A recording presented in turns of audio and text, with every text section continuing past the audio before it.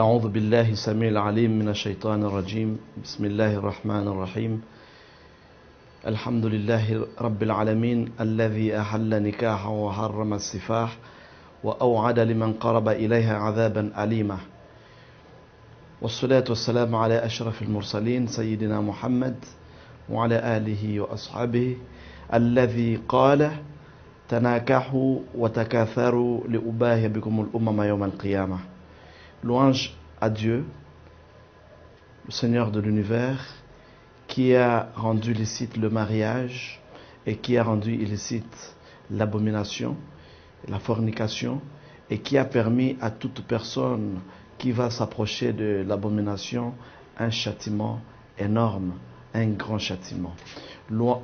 Après avoir loué Allah subhanahu wa ta'ala, que la paix et la bénédiction soient sur son messager, notre maître Muhammad sallallahu alayhi wa sallam, sur sa famille, sur ses compagnons et sur tous ceux qui ont accepté de suivre sa voie jusqu'au dernier jour.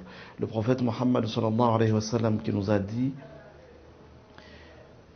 mariez-vous, multipliez-vous, afin que je sois fier de ma communauté le jour de la résurrection. Fidèles téléspectateurs de l'émission Droit et Société, je suis encore une fois heureux de vous savoir très nombreux devant votre télévision, devant votre écran. Vous suivez votre émission Droit et Société. C'est un magazine culturel, scientifique à la fois, qui vous renseigne sur vos droits ainsi que sur vos obligations. Comme vous le savez, nous sommes des êtres humains. Nous avons effectivement des droits. Mais un être humain ne peut pas seulement avoir des droits, il doit également avoir des obligations. Sinon, avoir seulement des droits sans obligation, c'est vraiment rompre l'équilibre qui a été créé par la nature. On ne peut pas seulement avoir des droits, aux droits, il faut aussi ajouter des obligations. Raison pour laquelle, si vous voyez souvent les symboles de la justice est souvent symbolisée par la balance. La balance qui est le symbole de l'équilibre. Cet équilibre dans la société, c'est très important parce que si l'équilibre de la société est rompu, en tout cas c'est le désordre qui va régner. C'est le désordre qui va régner sur la terre. Raison pour laquelle nous poursuivons notre émission sur le mariage pour vous parler aujourd'hui de régimes matrimoniaux. Comme je vous ai dit lors de nos émissions précédentes, le mariage c'est un acte civil, public et solennel par lequel un homme et une femme qui ne sont unis par des liens de mariage, d'un mariage déjà enregistré précédemment, ils prennent ensemble cet engagement de vivre ensemble en vue de perpétuer l'espèce et de partager leur vie en commun jusqu'à la fin, jusqu'à la dissolution de leur mariage. Et voilà, mesdames et messieurs les téléspectateurs, le mariage, nous vous l'avions dit, a un caractère public, civil, solennel. Public parce que on ne peut pas s'imaginer que deux personnes qui veulent se marier, ils vont le faire dans une chambre. Il faut communiquer les bancs. 2 semaines avant la célébration du mariage, les mariés sont censés être passés devant les bureaux de l'état civil, de la commune ou bien de la municipalité où ils vont célébrer leur mariage en vue de la publication des bancs qui ont souvent lieu 15 jours avant la célébration du mariage. Ça, c'est pour permettre à ce que ce mariage-là qui sera célébré par l'officier de l'état civil sera opposable à tous. Personne ne va se dire qu'il n'a pas été mis au courant de la publication de ce mariage. Et puis, le droit congolais, nous vous l'avions dit, consacre le mariage monogamique, en ceci que la polygamie, la bigamie sont érigées en infraction. Aujourd'hui, nous parlons donc des régimes matrimoniaux. Qu'est-ce qu'on entend par régime matrimoniaux? On en parle si souvent. On entend les gens parler des régimes de séparation des biens, le régime de la communauté des biens, le régime de communauté universelle plutôt, et de la séparation des biens de la communauté réduite aux acquis. Sans savoir qu'est-ce que c'est que tel ou tel autre régime et quels sont les effets liés à chacun des régimes matrimoniaux prévus par le législateur congolais. Par définition, de façon simple et lapidaire, nous pouvons considérer les régimes matrimoniaux comme étant un ensemble de règles légales et conventionnelles qui gouvernent le patrimoine des époux. Qu'est-ce que cela veut dire? Toute personne est censée avoir un patrimoine. Le patrimoine, nous l'avions dit, c'est l'ensemble, cette universalité des biens qui comprennent les biens, les droits, un passif, mais aussi les obligations, les passifs, un passif. Le passif est constitué des dettes d'une personne. Et lorsque deux personnes se marient, ils doivent non seulement s'unir ensemble, mais il y a chacun qui vient avec son patrimoine. Il faut se demander quel sera le sort de ces deux patrimoines. Est-ce que ces deux patrimoines doivent être fusionnés pour constituer un patrimoine unique? Est-ce que ces deux patrimoines vont continuer à être scindés, constituer deux patrimoines distincts l'un de l'autre? Ou bien qu'est-ce qui va devenir de ces patrimoines? C'est ça la raison d'être des régimes matrimoniaux. Et il est nécessaire qu'avant la célébration du mariage, les deux mariés soient déjà mis au courant de leurs droits et devoirs en tant qu'époux. Ils doivent être mis au parfum du régime matrimonial parce qu'ils auront à faire un choix entre les trois types de régimes matrimoniaux organisés par la loi congolaise. Et tout ça, c'est avant la célébration du mariage, de telle sorte que le jour du mariage, lorsqu'il sera question de demander au mari et à la femme s'ils s'acceptent mutuellement l'un et l'autre comme mari et femme, ils doivent déjà avoir au préalable opéré un choix du régime matrimonial entre la communauté universelle, la séparation des biens ou la communauté réduite aux acquis. Et cela nous envoie à notre deuxième point consacré aux sortes de régimes matrimoniaux, les sortes de régimes matrimoniaux que le législateur congolais a organisés. Ce qui fait que le législateur congolais a organisé le régime de la séparation des biens, le régime de la communauté réduite aux acquis et le régime de la communauté des biens. Qu'est-ce qui arrive souvent avant la célébration du mariage?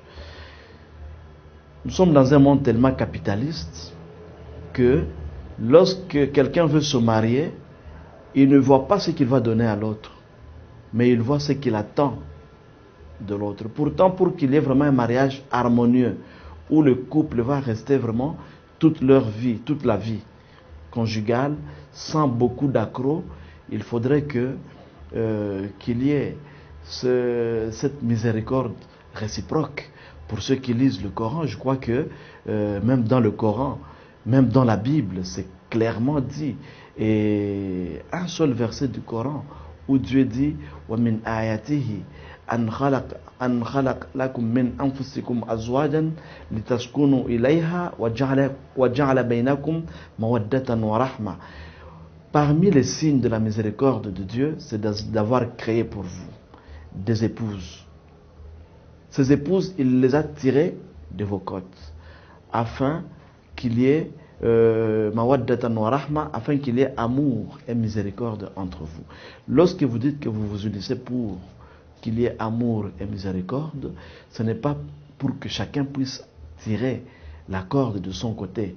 Il doit savoir que pour qu'il y ait miséricorde, pour qu'il y ait pardon entre vous deux, il faut que vous pensiez à l'autre. Il ne faut pas penser seulement à vous par une sorte d'égocentrisme, par une sorte d'égoïsme. Il faut impérativement penser à l'autre. Raison pour laquelle, comme nous sommes dans une société tellement matérialiste, on a souvent tendance à penser à ce que l'on va tirer du mariage. Raison pour laquelle, pour ceux qui sont souvent suffisamment éveillés ou bien aguerris en cette matière, si c'est un homme qui connaît ses droits, il va chercher une femme peut-être qui a plus de biens, Ou bien ça peut être aussi l'inverse. C'est la femme qui, connaissant déjà en avance ses droits, spécialement en rapport avec les régimes matrimoniaux, il va chercher à s'accrocher à un homme qui a beaucoup de biens. Parce qu'il y a toujours des conséquences liées au choix du régime matrimonial lors de la dissolution du mariage. Et nous allons en parler. Qu'est-ce qu'on entend par régime de la séparation des biens?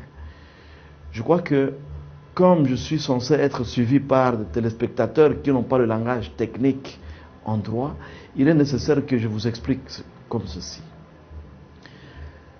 Vous avez votre patrimoine, vous, en tant qu'époux.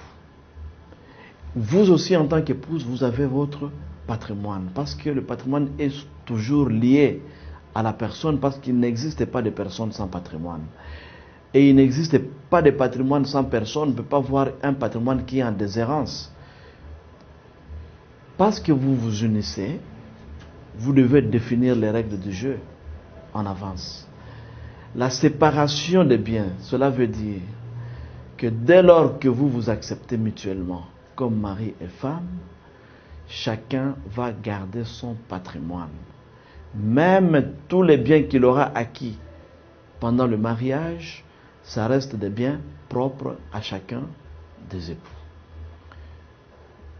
Donc nous disons ceci, avant le mariage, chacun avait son patrimoine. Mais pendant le mariage, il y a des biens que vous aurez à acquérir pendant le mariage. Quel sera le sort des biens acquis pendant le mariage? Les biens resteront les propres de chacun d'entre vous. De telle sorte que, au moment de la dissolution du mariage, soit par le divorce, soit par la mort de l'un des époux, soit par l'absence ou la disparition de l'un des époux, qu'est-ce qui va arriver? Le patrimoine de tout un chacun va rester intact. C'est-à-dire ce que le mari aura acquis, ce que la femme aura acquis pendant le mariage reste acquis pour la femme. Tout simplement parce que les deux patrimoines sont restés distincts malgré, disons, depuis la célébration même du mariage devant l'officier de l'état civil. Quant au régime de la communauté réduite, de la communauté universelle, vous êtes supposé avoir votre patrimoine. Mais à partir dès lors que vous vous acceptez comme mari et femme, tout ce que vous aurez à gagner pendant le mariage, tout ce que vous avez eu avant le mariage, il y a fusion des deux patrimoines. Ça devient un seul patrimoine. Deux personnes, mais un patrimoine unique. De telle sorte que, au moment de la dissolution du mariage, soit par le divorce, soit par la mort d'un des époux, soit par la disparition ou l'absence d'un des époux, et bien sûr, après le prononcé du jugement constatant l'absence, on va devoir partager la poire en deux. Le mari, quelle que soit la grandeur de son patrimoine, quelle que soit, ou bien la femme, mais si c'est la femme qui a eu un patrimoine important, son patrimoine et le patrimoine du mari vont se fondre en un seul patrimoine, de telle sorte que, au moment de la dissolution du mariage, ça sera le partage à deux. Deux derniers régimes, et nous sommes en train de citer, c'est le régime de la communauté réduite aux acquêts. Les acquêts ici, ce sont les biens que vous aurez acquis pendant le mariage. Ces biens-là feront partie de la communauté. Quant aux biens que vous aurez acquis avant le mariage, ces biens restent acquis. Restent les propres de chacun des époux. Mais les biens que vous aurez gagnés pendant le mariage, là, ça revient à la communauté. Excepté les biens que l'un ou l'autre aura acquis, soit par succession, oui, donc quand vous aurez succédé à votre père ou à votre mère, les biens faisant partie de l'héritage ne feront pas partie des biens, ne vont pas entrer dans la communauté. Et même les biens qu'on vous aura légués, on peut acquérir des biens soit par héritage, soit par legs, et là, les deux types de biens ne peuvent pas entrer dans la communauté. Donc nous disons que En ce qui concerne les régimes matrimoniaux, il y a 3 types de régimes matrimoniaux. Et vous, chers téléspectateurs, je vous prie de lire beaucoup la loi, parce que nul n'est censé ignorer la loi. Vous devez beaucoup lire la loi pour connaître vos droits, spécialement en ce qui concerne votre patrimoine au moment du mariage. Ne dites pas que j'étais ignorant, ne dites pas que je n'étais pas au courant. Le journal officiel est là pour vous informer, et chaque fois qu'il y a une loi qui est promulguée, nul ne sera censé ignorer la loi. Et le code de la famille que nous avons qui est en vigueur date de 1987. Donc, aujourd'hui, le code de la famille aura bientôt 30 ans. Bien sûr, on est en train de réviser le code de la famille, mais en ce qui concerne la matière du mariage, il y aura quelques changements. Ne dites pas que je n'étais pas au courant de mes droits. Alors, chers téléspectateurs, je crois que cette émission vous aura plu, parce que ça vous aura renseigné sur vos droits en tant qu'époux, en tant que futurs époux. Et pour terminer, il faut que je vous dise que les régimes matrimoniaux, on peut changer une seule fois pendant la vie du ménage, le régime matrimonial, parce qu'il peut arriver que l'un ou l'autre devienne commerçant. Il y a des implications par rapport au statut de commerçant en ce qui concerne les régimes matrimoniaux.